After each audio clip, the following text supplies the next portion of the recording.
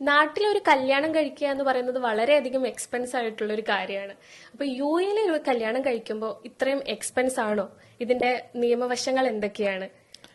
പല ആളുകളും യുഎഇ തന്നെ തിരഞ്ഞെടുക്കാനുള്ള മെയിൻ കാരണം ഇവിടെ ഒരു സമാധാനമുണ്ട്. അപ്പോൾ സമാധാനപരമായ ഒരു ജീവിതം തുടങ്ങാനാണ് കല്യാണം കഴിക്കുന്നത്. പലപ്പോഴും ഈ ഇത്തരത്തിലുള്ള ഒരുപാട് കല്യാണങ്ങൾ യുഎഇയിൽ നടന്നിട്ടുണ്ട്. വളരെ സിമ്പിളായിട്ട് വിത്തിൻ 24 ഹവേഴ്സിനുള്ളിൽ അതിന്റെ പ്രൊസീജിയർ എല്ലാം കഴിഞ്ഞ്. എന്തൊക്കെയാണ് അതിന്റെ കടമ്പകൾ എന്തൊക്കെയാണ്?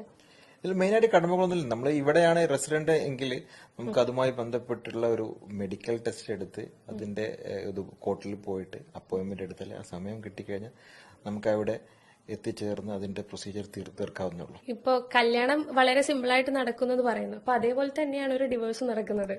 അത് പ്രത്യേകിച്ച് യു എന്ന രാജ്യം നമ്മൾ എന്താണോ ആ നിയമത്തെ തെറ്റിക്കുന്നത് ആ സമയത്ത് അതിൻ്റെതായ ശിക്ഷാ നടപടികളുണ്ട്. 5000 ദിർഹംസ് മുതൽ 100,000 ദിർഹംസ് വരെ ഈ മാരേജ് ലോ ആക്ടിനെ തെറ്റിക്കുന്ന ആളുകൾക്കുണ്ട്. മാരേജുമായിട്ടുള്ള ഒരുപാട് പുതിയ നിയമങ്ങൾ വന്നിട്ടുണ്ട്. അപ്പൊ അതെന്തൊക്കെയാണ്?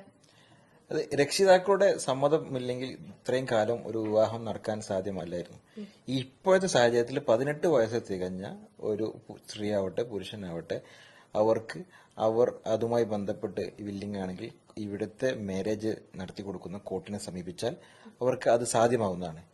അറബ് ലോകത്ത് തന്നെ ആദ്യമായിട്ടാണ് ഇത്തരത്തിൽ ഒരു കുടുംബത്തിലെ അല്ലെങ്കിൽ കൺസെന്റ് ഇല്ലാതെ അല്ലെങ്കിൽ നമ്മുടെ പാരന്റ്സിന്റെ കൺസെന്റ് ഇല്ലാതെ ഇത്തരത്തിലുള്ള ഒരു നിയമം, വിപ്ലവകരമായ ഒരു നിയമം ആദ്യമായിട്ടാണ് വരുന്നത്.